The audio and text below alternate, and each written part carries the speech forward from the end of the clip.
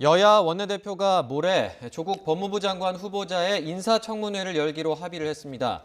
법제사법위원회를 거쳐야 하는 관문이 남아있긴 하지만 실제로 모레 청문회가 열리게 된다면 새롭게 불거진 조 후보자 딸의 입시 의혹 등이 쟁점이 될 것으로 보입니다.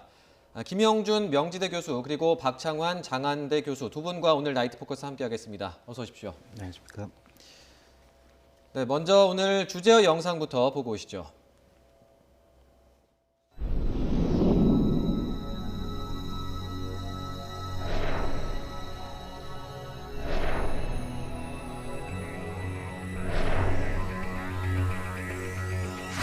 2010년도 이후 지금까지 중에서 동양대학교 총장 명의로 조 모 몇 년생, 말하자면 후보자의 딸이죠, 인적사항을 기재하면서 그런 학생에 대해서는 2010년 이후에 총장상을 수여한 바가 전혀 없다. 저희 아이가요, 학교에 가서 중학교, 고등학교 학생들 영어로 가르치는 거 실제 했습니다. 그에 대한 그 표창장을 받은 건 사실입니다. 제가 언론 보도 내용은 상세히 보지 못했는데 확인을 금방 할 수 있을 것입니다.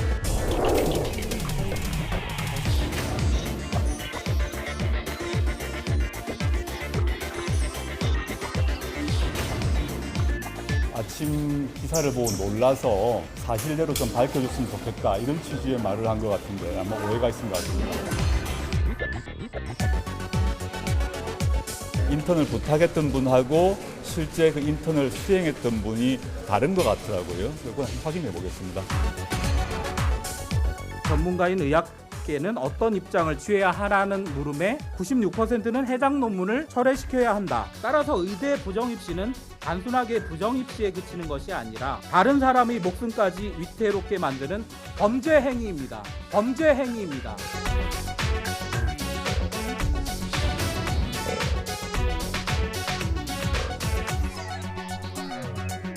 당으로서도 최대한 후보자를 잘 이렇게 지켜나가는 일을 하도록 하겠습니다. 정말로 온 국민이 폐교한 경험을 계속하고 있습니다.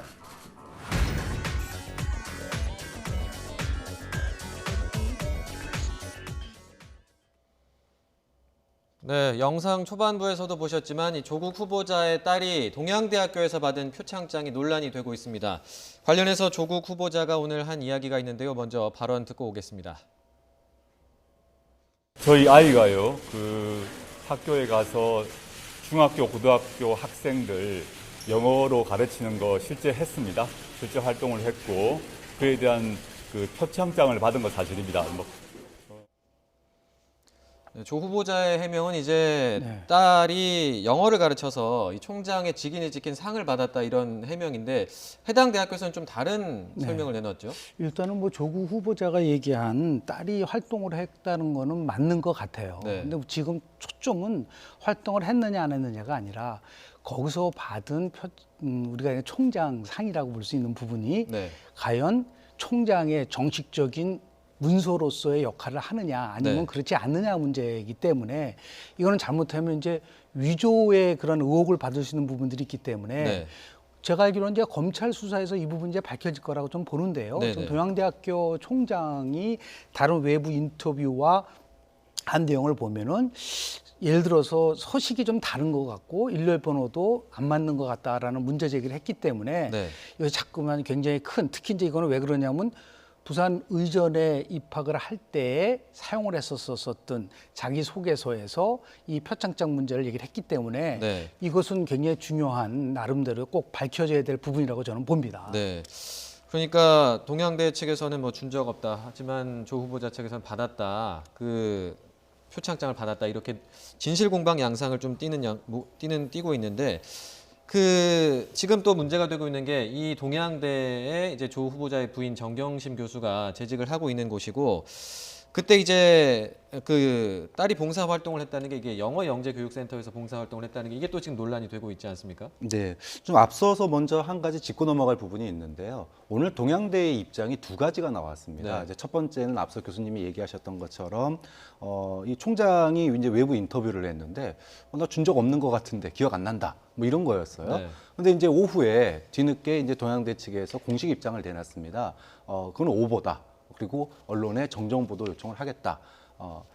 총장이 이제 기억 안 난다라고 한 부분은 맞지만 그 부분은 지금 당시에 총장 보통 이제 총장의 직인이라고 하는 거는 뭐 여러 용도로 쓰이기 때문에 네. 총장이 직접 찍지를 않습니다. 이렇게 총무팀이나 뭐 이런 데서 관리를 하는데 거기에 이제 그 직인을 사용할 때마다 대장을 적게 돼 있어요. 대부분의 대학이 그렇게 합니다. 근데 이 기록 보관이 5년간 보관하게 돼 있어서 이게 5년 전이다 보니 이미 폐기가 돼서 확인할 길이 없다.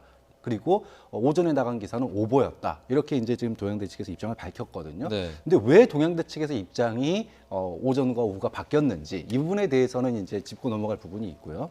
두 번째로 말씀하신 것처럼 이제 이건 위법 여부를 떠난 문제가 돼 버렸습니다. 그러니까 어머니가 딸에게 어쨌든 총장 사항을 뭐 기한을 했든 안 했든 어머니가 센터장으로 있는 곳에서 딸이 봉사활동을 했다는 이유로 표창장을 준 거 아닙니까? 그리고 그 총장상이라고 하는 게 부산대 의전원에 들어가는데 이것이 이제 쓰였다라는 거죠. 자, 그렇게 되면 셀프 총장상 수요가 되는 거예요. 그러니까 네. 이거는 위법 여부는 별개로 이것이 조국 후보자에게는 또 하나의 논문 1저자만큼이나 뭔가 좀 편법, 특권 이런 이미지를 주는데 굉장히 논란이 되는 좀 막판에 정말 새로운 이슈가 하나 빅 이슈가 등장했다 이렇게 봐야 될 정도로 좀 사안이 좀 커지는 그런 느낌이 근데 듭니다. 이거는 네. 굉장히 간단한 것 같아요. 왜냐하면은 지금 조국 딸이 그 의전에다 내오는 양식하고 그리고 실제로 동양대학교에서 통상적으로 발행하는 양식과의 차이점을 보면 금방 드러나잖아요. 이게 어떤 형식으로 됐는지에 대한 부분들. 네. 그거는 이제 위법적 여부니까 판단될 문제고요. 도덕적인 문제는 지금 교수님 말씀하신 것처럼 셀프로 준 거 아니냐. 이런 것이 보통 말하는 특권이고 반칙이다라는 부분들이 있어서 네. 다른 거는 몰라도 현 정부가 항상 강조했었던 특권과 반칙이 없는 세상을 만들겠다라는 거를 굉장히 강조를 했었는데 거기에 대해서 상당히 배치되는 부분이 있단 말이죠. 이런 것에 대한 거는 오히려 더 상당히 많은 그런 그 관련된 쪽에뿐만 아니라 많은 분들이 이제 관심을 가질 수밖에 없는 사항이 아닌가 생각을 합니다. 네. 위법성 여부는 좀 봐야 된다 이렇게 말씀해 주셨는데 네네. 자유한국당 주광덕 의원은 오늘 이 내용을 가지고 또 추가로 기자회견을 하면서 사문서 위조 혐의를 제기를 했거든요. 어떤 내용이었는지 잠시 들어보고 오시죠. 제보받은 것에 의해서 재구성을 해본 결과 좌측 상단 근거 번호에 분명히 이거 표창하고는 다른 어학교육원 제 몇몇 호 이렇게 기재되어 있는 겁니다. 그러니까 이 상은 동양대 어학교육원 원장으로 계신 분이 어학교육원 차원에서 제몇 호로 상장을 준 거지요. 후보자의 배우자는 2011년도 7월 달에 동양대학교 교수가 됩니다. 그런데 불과 1년이 지난 2012년 9월에 자기 자녀한테 본인이 있는 원장으로 있는 거기에서 이런 표창장을 만들어내고 그러니까 총장실에 전화해서 총장실에서 어학교육원장 당신 정결로 총장 명의의 표창을 작성해서 내라 그랬다는 거 아닙니까? 그걸 진술해달라는 거 아닙니까? 지금 동양대학교 총장이 지금 검찰 조사를 받고 있는 걸로 참고인으로 검찰 조사를 받고 있다고 하는데 이런 내용을 지금 이제 또 한꺼번에 같이 점검을 해보겠죠? 네, 주광덕 의원의 이 이야기, 특히 이제 마지막 부분에 전결 사항으로 좀 얘기해주면 안 되겠냐? 이게 만약에 사실이라 그러면 총장은 전혀 모르는 상태에서 사실상 권한이 당시 센터장인 조국 후보자 부인에게 있기 때문에 아무 법적인 문제가 생기질 않습니다. 만약에 전결 사항이라 그러면. 그런데 동양대 총장이 이 부분을 내부 규정이나 실제로 그 동양대 내에 내부 지침 이런 부분들에 있어서 이게 과연 전결 사항이라고 이야기를 할지 아니면 그건 원래 기한이 필요한 건데 총장의 직인이라고 하는 게 하도 여러 용도로 쓰이다 보니까 결제가 빠질 수도 있고 뭐 할 수도 있지만 어쨌든 나는 결제한 적 없다. 이렇게 되면은 말 그대로 이게 이제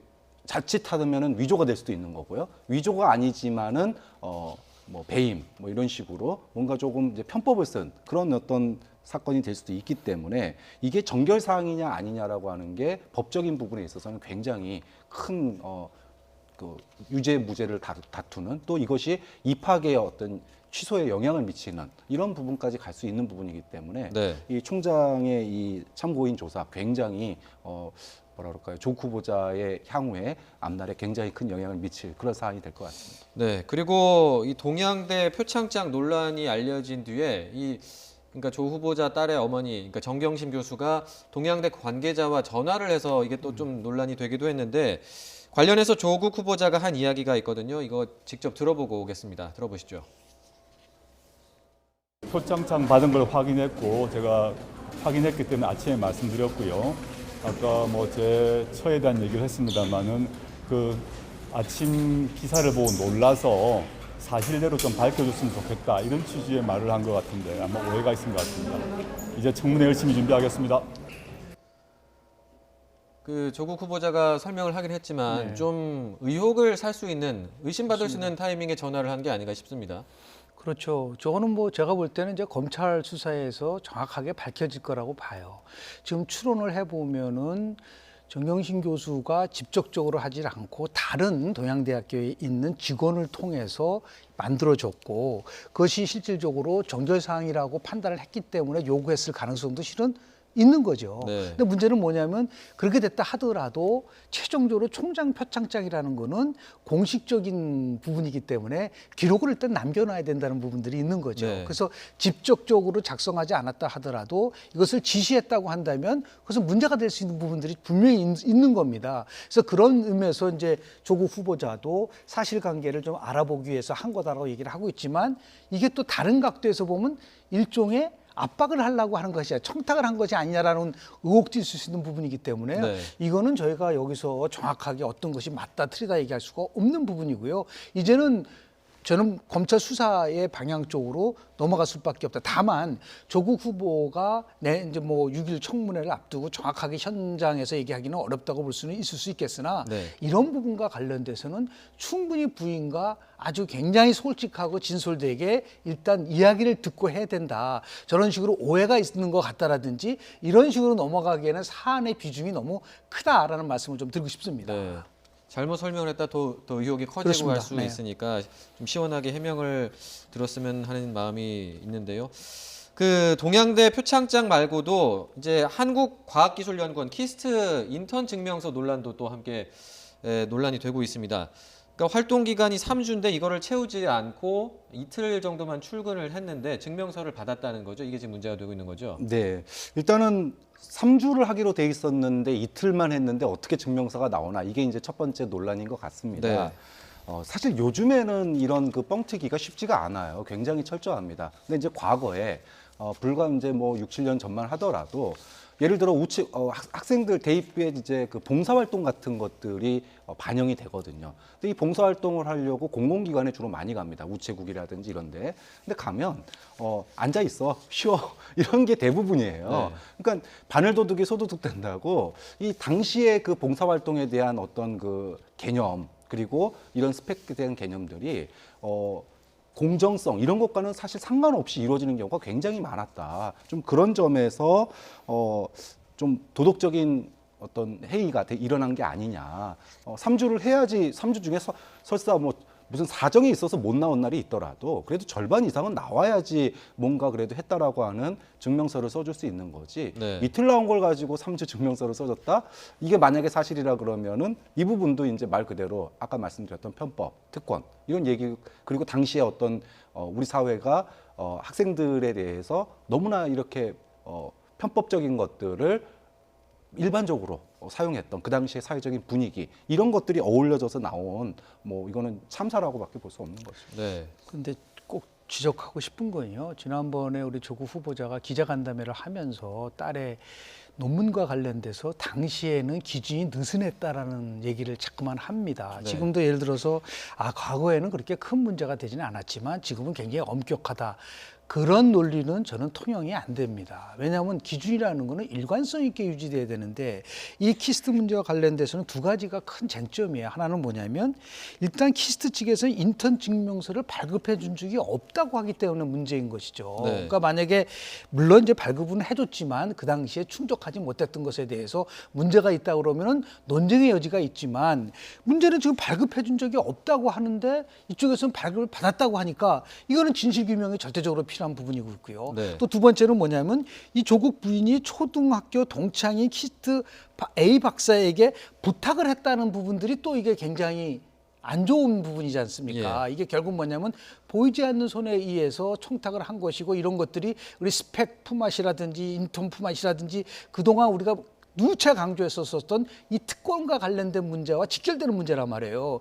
이 문제도 결국은 그래서 제가 볼 때는 아까 얘기했던 동양대의 문제와 거의 비슷한 구조 속에서 일어나고 있는 부분들이 있기 때문에 아마 청문회가 열린다면 굉장히 또 논쟁이 될 수 있는 부분들. 왜냐하면 두 개의 경력 전부 다가 부산 의전을 가는 데 있어서 활용됐었던 부분들이 있기 때문에 굉장히 그 조국 후보 입장에서 봤을 때는 또는 딸 입장에서 봤을 때는 곤혹스럽고 반드시 이 부분에 대해서 명쾌하게 해명이 돼야지만이 이거는 의전에 들어간 것의 입시와 관련돼서 취소가 될 수 있는 부분들도 남아있기 때문에 네. 상당히 정말 투명하게 정확하게 저는 밝혀야 될 부분이라고 저는 봅니다. 네. 그 관련해서 그 키스트 인턴십 증명서 관련해서 또 조국 후보자가 또 입장을 밝힌 게 있거든요. 좀 잠깐 들어보고 오겠습니다. 인턴 저희 아이 그 실험을 원래 연결했던 분과 그다음에 실험을 담당했던 분이 달랐던 것 같습니다. 두 분이 교수님이 관련되어 있는 것 같은데요. 그것도 아마 검찰에서 수사를 하고 있으니까 추후에 형사 절차 통해서 어떤 과정인지 아마 밝혀지지 않을까 생각이 들고. 그러니까 그 정경심 교수가 부탁을 한 분은 A 박사라는 분인데 그분의 이제 실험실에서 인턴을 한 게 아니라 또 다른 분의 실험실에서 이제 인턴을 했다는 지금 설명으로 들리거든요. 근데 어쨌든 조금 전에도 말씀해 주셨지만 그 인턴을 부탁한 것 자체가 좀 비판의 소지가 있는 것 같습니다. 어떻게 보십니까? 당연히 특권이죠. 아는 인맥을 통해 가지고 인턴을 했다. 그리고 그것이 스펙으로 활용됐다. 이건 이제 전형적인 특권인데 우리 사회가 이 수시의 어떤 그 합격 비율이 높다 보니까 그리고 그걸 통해서 명문대학을 가는 게 굉장히 이제 하나의 어떤 그 입시 컨설팅의 주요 포인트가 됐었거든요, 당시에. 그러다 보니 어떻게든 스펙에 쓰일 수 있는 공간을 인맥과 아는 사람들을 동원해서 이렇게 하는 당시의 어떤 그 흐름 속에 조국 후보자 부인도 좀 같이 참여한 거 아니냐, 좀 그렇게 보이고요. 이제 두 번째는 이겁니다. 어쨌든 가서 일을 뭐 하루를 했던 이틀을 했던 그럼 이제 증명서가 나왔는데 이 실제로 1인턴으로 일했던 그 연구소 박사 B 박사가 나는 인턴 증명서 발급해 준 적이 없다라고 밝힌 거예요. 근데 네. 문제는 증명서를 그럼 누가 발급해 줬냐라고 하는 걸 보니 이게 이제 뭐 그 기관 차원에서 키스트 차원에서 발급해 주는 건 아닌 것 같고 그 담당 그 교수가 이제 그 박사가 발급을 해주는 건데 소개를 해준 그 A 박사 이분이 이제 발급해 준 거 아니냐. 자 그렇게 되면 소개는 해줬지만 실제로 자기가 일을 시킨 게 아닌데 거기에 대해서 발급을 해줬다. 이 부분도 이제 상당히 이제 해명이 필요한 그런 부분이 되는 거죠. 네. 추가적으로 말씀을 좀 드리면 이 부분은 그렇게 어려운 게 아니잖아요. 지금 조 후보자는 검찰 수사에서 밝혀질 거라고 하는데 아니 그러면 딸에게 정확하게 물어볼 수 있지 않습니까? 결국은 A 교수, B 교수 있다면 어떻게 된 거냐? 그리고 그 인턴 발급 받은 거는 지금 교수님 말씀하신 것처럼 A 교수가 발급한 거냐, B 교수가 발급한 거냐? 그거는 딸에게 물어보면 너무 지극히 간단한 것이고 알 수 있는 것인데 이걸 왜 꼭 검찰에 가가지고 수사에서 밝혀질 거라고 불리한 거가 나오면은 자꾸만 검찰 수사에서 이긴다고 하라고 의혹을 해명한다라는 거는 뭐냐면요. 우리가 그동안 문제 제기했었던 거를 가족들과 전부 다 나름대로 딱 투명하게 놓고 정확하게 파악을 한 다음에 의혹을 해소해서 기자간담회를 해야 되는 것이지 네. 결정적인 문제가 나왔을 때는 잘 모르겠다. 이거는 검찰 수사에서 가야겠다. 그러니까 자꾸만 의혹이 불거지는 거예요. 그러면서 봤을 때 저는 조국 후보자가 물론 이제 청문회에서 자세히 밝힐 거라고 좀 보지만 그러면서 상당히 미흡했던 부분들이 좀 많지 않았나라는 생각을 좀 합니다. 네. 이제 6일 청문회가 만약에 열리게 되면 그때 해명이 좀 시원하게 나올지는 모르겠습니다만 어쨌든 일단 이런 그 딸과 관련된 의혹들이 나오고 있고 어제는 이제 단국대 장영표 교수가 그 논문 제일저자 논문 논란과 관련해서 조사를 받았는데요. 그 오늘 이 대한 소아청소년과 의사회에서 설문조사를 결과를 하나를 발표를 했습니다. 이게 좀 의미가 있는 것 같은데 저희가 그래픽이 준비가 되어 있는데 함께 보면서 좀 이야기를 해보겠습니다. 그러니까 의학 논문을 써본 적이 있는 전국의 의사 2,800명 정도를 대상으로 이제 조사를 했는데 이 문제가 불거진 제일저자 논란이 불거진 논문 철회를 해야 된다 이런 답변이 96%에 달했다는 거거든요. 그 외에도 이제 뭐 부정 입시 그리고 입학 취소로 볼 수 있다 이런 답변도 압도적이었습니다. 이런 그 의료계의 이런 기자회견 좀 가벼이 볼 수 없는 것 같은데 어떻게 보셨습니까? 네, 일단 뭐 의사들 대부분이 어떻게 이렇게 그 긴 연구에서 나올 수 있는 논문인데 거기에 고등학생이 제1저자가 될 수 있냐 이 부분에 대해서 그리고 특히나 이제 그 소속을 고등학생인데 그걸 표기하지 않았잖아요. 이런 부분들에 대해서 이런 논문 자체가 이제 문제다 이렇게 보고 있는 것 같아요. 그리고 무엇보다도 의사들 같은 경우에는 목숨을 다루는 생명을 다루는 일이잖아요. 이제 그러다 보니까 이런 이것이 특히나 입시에 사용됐다라고 하니까 그 부분에 대해서 의사들의 여론이 굉장히 부정적으로 형성이 돼 있다. 그걸 단적으로 보여주는 것 같습니다. 네, 목숨을 다루는 일이다 이런 말씀해 주셨는데 오늘 그 기자회견에서 그런 관련된 내용도 나왔습니다. 저희가 직접 들어보고 오겠습니다. 들어보시죠. 아픈 아이들을 고쳐주는 것을 평생이 낙으로 삼고 살아왔던 소아청소년과 의사로서 저는 참을 수 없는 분노를 느낍니다. 실력 없는 의사는 환자의 목숨을 앗아갑니다. 따라서 의대 부정입시는 단순하게 부정입시에 그치는 것이 아니라 다른 사람의 목숨까지 위태롭게 만드는 범죄 행위입니다. 그 의대 부정 입시는 범죄다 이런 표현까지 나왔는데 또 이 문제는 공감하실 부분이 많을 것 같아요. 저는 이제 먼저 이 문제와 관련돼서 조국 후보자 딸에 관련된 무슨 성적 얘기라든지 네. 이런 것은 절대로 해서는 안 된다고 봅니다. 초점은 두 가지예요. 왜냐하면 조국 후보자가 얘기한 걸 바탕으로 말씀을 좀 드립니다. 조국 후보자는 기자간담회에서 뭐라고 했냐면 딸이 놀랄 만큼 열심히 했다. 장 교수의 인터뷰 내용이 그렇다. 네네. 그리고 영어를 굉장히 잘했기 때문에 노력을 했기 때문에 하셨다는 걸 합니다.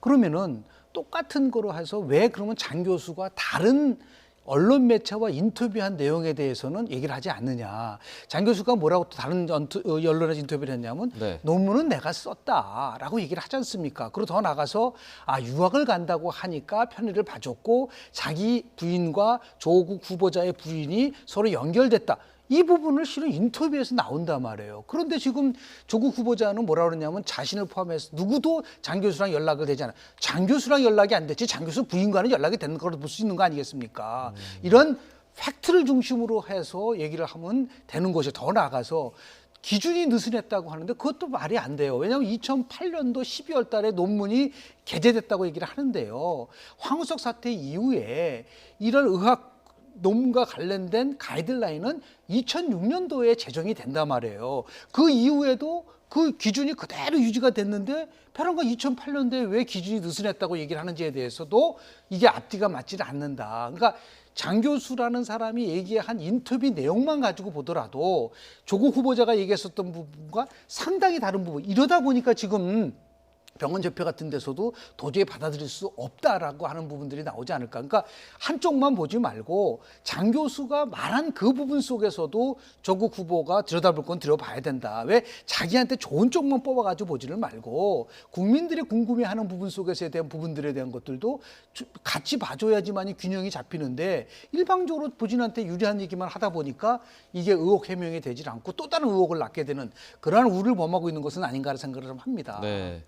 그 연구 윤리 기준 적용 시점을 이야기를 해주셨는데 네네. 관련해서 또 그 이 문제된 논문이 2주짜리 연구가 아니라 실제로는 뭐 7년 전쯤부터 시작된 연구라는 주장도 나왔습니다. 네, 이게 이제 2005년도에 이 장 교수가 중간 결과 발표를 한 적이 있어요. 근데 그 당시에 어떤 이 논문 주제와 관련해서 자기가 규명하고자 하는데 연관성이 밝혀지지 않았다. 이래가지고 좀 이 최종 논문을 못 냅니다. 그러다가 2009년도에 최종 논문이 이제 나오게 되는데 여기에는 이제 연관성을 규명했다 이렇게 나와요. 네. 근데 이 실험이 언제부터 시작됐냐 하면 2002년부터 시작이 됐습니다. 자, 그렇게 따지면 2002년도부터 시작된 논문이 2005년도에 중간 때까지는 연관성을 규명 못했다가 2009년도에는 연관성이 밝혀졌다라는 거거든요. 그렇다면 이게 이제 7년짜리 논문이 되는 건데 마지막에 이 논문을 갖다가 영어로 정리하는데 물론 실제로 조국 후보자의 딸이 굉장히 열심히 했다고는 합니다. 그런데 7년짜리 연구에서 마지막에 물론 영어로 쓰이는 논문이니까 그거를 잘 표현하는 거 그리고 구성하는 거 굉장히 중요하겠죠. 근데 그럼에도 불구하고 7년 연구에서 2주 열심히 해준 사람을 제1저자로 넣은 거 이것은 과연 온당하게 실력으로 평가받은 거냐. 아까 본인 장 교수가 인터뷰에서 얘기했던 것처럼 외국에 유학 간다 그러니까 편의를 봐준 거 그 이상도 이하도 아니거든요. 그렇게 보면 지금 이제 의사들의 지적이나 또는 이제 또 비판. 조국 후보자도 이 부분에 대해서만큼은 본인도 납득이 안 된다 이렇게 얘기를 했었습니까? 네. 그러니까 이제 사과할 건 사과하고 해명할 건 해명하고 그래야 된다고 봅니다. 이제 모레 청문회가 열리게 되면 또 기대가 되는 부분들이 있는데 이런 것들이 좀 시원하게 해명이 될지 기대가 되는데 어쨌든 사실 어제만 해도 청문회가 안 열릴 것 같은 분위기가 우세를 했었거든요. 그런데 여야가 그래도 청문회 없이 이렇게 지나가는 일은 또 피하게 된 것 같습니다. 그 여야 원내대표의 오늘 발표 내용을 저희가 잠시 들어보고 오겠습니다. 들어보시죠. 뭐 사실상 증인 문제는 뭐 배치 상태에서 진행될 수도 있다 이런 것까지 자유한국당이 감수하고 하는 거라고 봐야죠. 그건 뭐 최종적으로 증인이 없어도 인사청문회를 하겠다 이렇게 되는 거기 때문에 그건 뭐 저희들의 원칙은 지켰다 이렇게 생각합니다. 여러 가지 증거와 또 새로운 의혹들이 나오고 있습니다. 그 이전과 다른 차원의 의혹과 증거들이 지금 계속 나오고 있습니다. 그래서 저희는 이 정도라면 이 조국 후보자만이 불러서 조국 후보자만을 대상으로 해서 청문회를 진행한다고 하더라도 상당히 이 부적격한 후보의 실체를 드러낼 수 있다고 판단하여서 더 이상 증인을 고집하지 않고 이 인사청문회를 개최하기로 합의했습니다.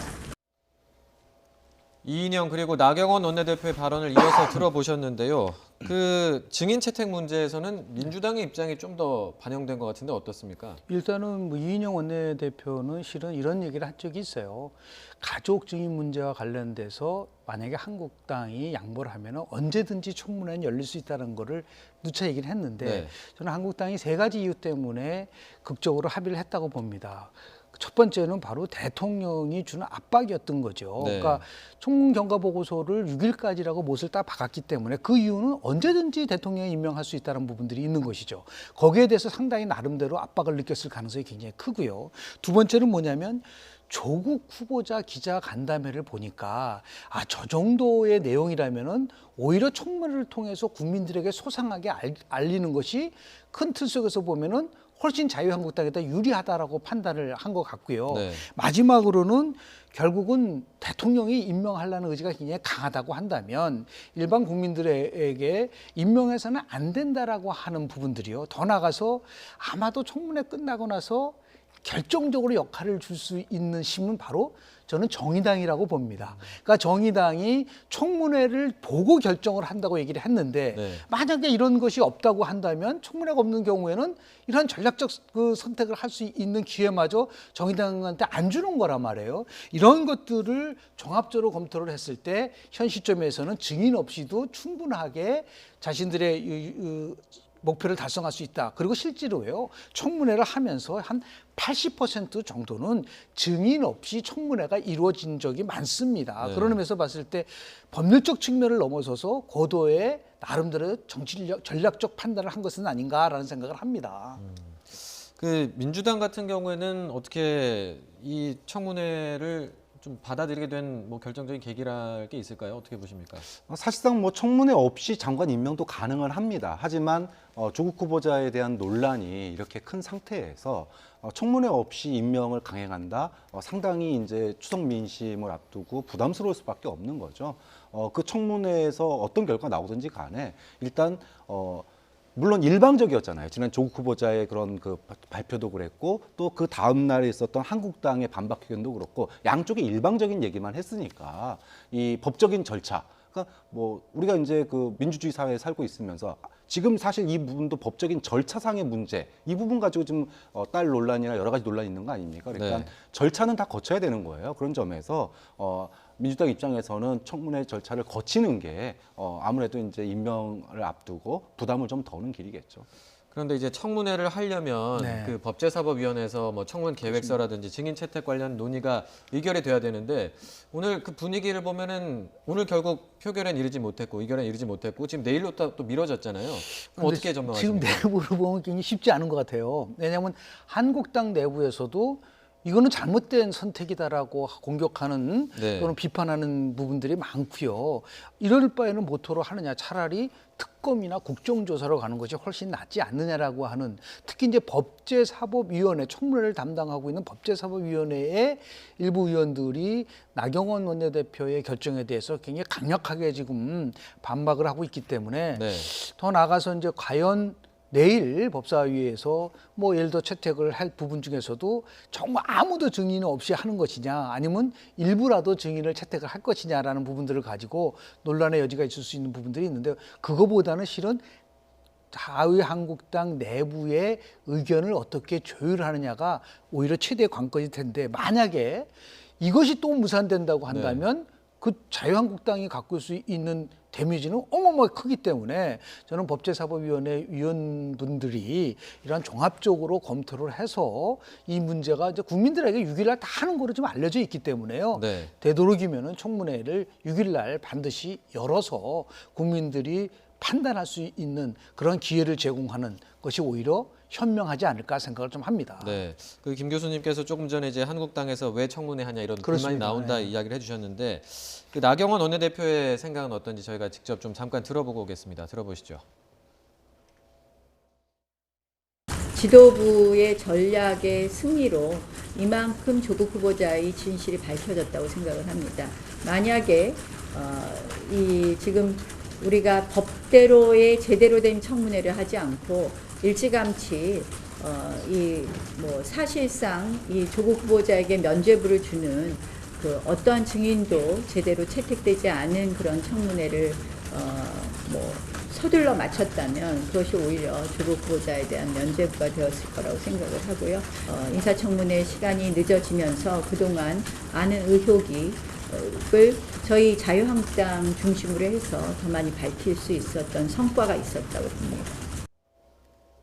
그 뭐 맹탕 청문회 할 거 뭐하러 하냐 이런 좀 비판이 이제 그 한국당 원내 지도부를 향해서 이제 나오는 것 같은데, 근데 나경원 원내대표 같은 경우에는 그래도 늦춰지면서 나름 이득이 있었다 이런 설명인 것 같아요. 네, 뭐 사실은 추석 민심 앞두고 기선 잡기 아니겠습니까? 그러니까 어떤 그동안의 친일 프레임에 갇혀 있다가 이 조국 프레임으로 옮기면서 한국당이 어떻게 보면 기사회생한 면이 있거든요. 최대한 이걸 끌고 가고 그리고 의혹을 확대시키는 거, 이게 한국당의 목표였는데 좀 일정 부분 달성했다고 봐요. 좀 그런 점에서 막판에 왜 다 끝나가는데 어떠한 별로 할 얘기도 더 없는데 네. 청문회 굳이 해서 명분만 주냐 이런 얘기도 물론 뭐 그런 비판 나올 수 있습니다. 하지만 그동안에 이제 한국당이 뭐 여러 가지 이제 뭐 막말 프레임이라든지 좀 합리적이지 못한 그런 그 모습을 보일 때가 있었거든요. 근데 어쨌든 청문회라고 하는 건 법적 절차예요. 청문회를 하고 나서 부적격이라든지 뭐 이런 의견을 낼 수는 있습니다. 또는 아예 의견조차 못하겠다 이렇게 할 수도 있는데 네. 그것조차 안 한다라고 하면 어떤 국회의 어떤 그 합법적인 절차 이런 것조차 무시한다 이런 이제 비판 여론도 있을 수 있거든요. 네. 좀 그런 점에서 미룰 수 있는 데까지 미뤄서 마지막에 청문회를 하는 거는 저는 뭐 전술적으로 한국당이 뭐 그렇게 나쁜 선택을 한 건 아니다라고 봅니다. 네, 그 법적 절차인데 이 바른미래당은 청문회에 불참하겠다는 뜻을 네. 밝혔거든요. 오신환 원내대표의 말을 잠시 들어보고 오시죠. 당 차원에서는 보이콧하는 것에 의미를 담고 있지만 개별 의원들의 입장을 존중하겠습니다. 그래서 청문회 참석 여부에 제가 강제하지는 않겠습니다. 최이배 의원이 들어가겠다고 한다면 저는 그 판단을 존중하도록 하겠습니다. 저는 들어가지 않습니다. 예. 청문회 보이콧에 나름의 이유는 있겠지만 그래도 들어가야 되는 게 아닌가 싶은데 어떻습니까? 야권 공조가 이제 무너진 거죠. 실제로 보면은 저는 오신환 의원도 뭐 꼭 굳이 안 들어갈 이유가 있나요? 이렇게까지 상황이 왔다고 한다면 물론 네. 이제 처음부터 이제 특검과 더불어서 국정조사를 가야 된다라고 주장을 했기 때문에 오신환 만약에 대표가 들어간다면 자기 말이 스스로 부정을 하는 부분이 있기 때문에 일관성을 유지한다는 면에서는 어느 정도 일정 부분 이제 받아들일 수 있는 부분들도 있는데요. 네. 가장 중요한 것은 뭐냐면 지금 우리는 청문회가 열리든 열리지 않든 대통령이 얼마든지 임명을 할 수 있는 구조란 말이에요. 네. 그렇기 때문에 저는 모레 어떠한 막판에 지금까지 한 번도 불거지지 않은 일이 그런 사안에 대한 것들을 한국 땅에서 터뜨릴 가능성이 저는 있다고 봅니다. 지금 동양대학교 그 총장 표창장 문제도 지금까지 전혀 거론되고 있지 않다가 터진 거와 마찬가지로요.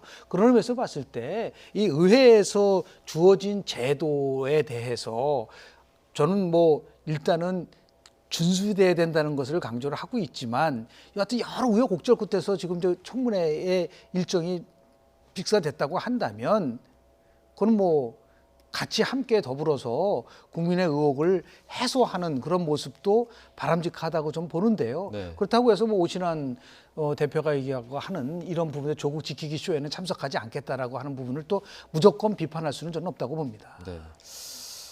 어떻게 될지 좀 봐야 될 것 같고요. 그리고 리얼미터 여론조사 이야기를 좀 해보겠습니다. 그 조국 후보자 임명 찬반 격차가 좀 줄어들었다고 하는데 이게 뭐 기자간담회 영향으로 볼 수 있을까요? 어떻게 보십니까? 네, 기자간담회가 분명히 이제 좀 변화를 준 건 사실인 것 같습니다.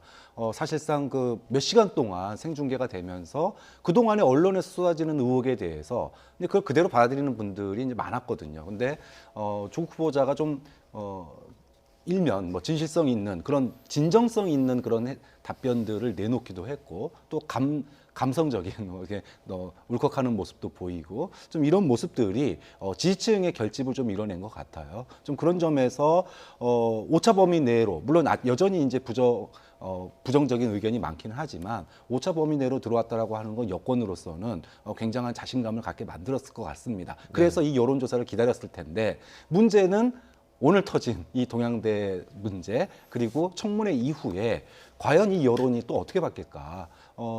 하루하루 이거는 좀 살얼음판을 넘는 그런 여론조사가 나올 가능성이 매우 높다. 네. 좀 그런 점에서 보면 오늘 나온 여론조사만 가지고 밀어붙인다. 나중에 큰 패착이 될 수 있기 때문에 청와대에도 이 여론을 좀 더 추이를 지켜볼 필요가 있다고 봅니다. 근데 저는 여론조사를 연구하는 학자의 입장에서 봤을 때 두 가지 좀 지적을 좀 하고 싶습니다. 네. 여론조사 시점이 9월 3일이거든요. 그러니까 2일 날 새벽, 그러니까 3일 새벽까지 이루어지고 나서 여론이 형성되는 과정이 충분히 있어야 됨에도 불구하고 하루 만에 여론조사를 해서 그것이 변화됐다고 단정짓기는 어렵다. 다음 중요한 거는 뭐냐면요. 이 여론조사의 표본이 501명입니다. 501명인데 이 기자간담회를 시청했다는 비율이 60.6%로 너무 높은 거예요. 아니 미시청자가 38.2%인데요. 실질적으로 보면은 수도권에서 13.3%가 3시 30분서부터 6시까지 시청했다는 것을 나옵니다. 그럼 시청한 사람이 60% 이상이 됐다는 것은 그만큼 이 문제와 관련돼서 상당히 소신과 확신과 이념적인 전달을 많이 받다는 걸로 우리가 볼 수 있는 부분들이 있어요. 그래서 저는 여권이 이거 하나만 보고 이것이 간담회 효과가 나타났다라고 바로 단정할 때는 모르겠어요. 아마도 내일 아마 TBS하고 리얼미터가 아마 정기 여론조사를 하는데 이 내용이 포함됐을지 안 포함됐을지는 모르겠지만 여하튼 어저께 오늘 나온 거 가지고 단정짓기는 아직까지 조금 더 추이를 봐야 되지 않냐라는 생각을 좀 개인적으로 좀 합니다. 네, 일단은 참고를 하고 또 이제 말씀하신 것처럼 시시각각 지금 그렇습니다. 바뀌는 변하니까. 여론이니까 이거를 뭐 절대적으로 받아들일 필요는 없을 것 같습니다. 그 기자간담회를 둘러싸고 논란도 아직은 계속 나오고 있습니다. 지금 뭐 대관 문제라든지 그리고 뭐 민주당이 조 후보자를 비호했다 이런 비판도 나오고 있거든요. 어떤 점에서 그런 비판이 나오고 있습니까? 저는 뭐 김부겸 의원이요, 전 행정자치부 장관이 비록 더불어민주당이었지 소속이지만 국회에서 기자간담회 하는 것은 문제가 있다고 공개적으로 문제 제기를 한 적이 있어요. 두 가지 면에서 문제가 있습니다. 하나는 뭐냐면 본인이 국회가 아니라요, 다른 뭐 장소에 가가지고서 기자간담회 하는 거는 상관이 없습니다. 문제는 뭐냐면 원래 내부 규정에 의하면 지정된 본청 246호는 의총을 하게끔 이용하게 돼 있는데 네. 그거를 다른 용도로 했다는 부분들은 저는 유인태 사무총장도 내부 위반의 소지가 충분히 있다는 뜻으로 얘기를 한 것 같아요. 네. 이것은 결국은 무슨 말이냐면 반칙이죠.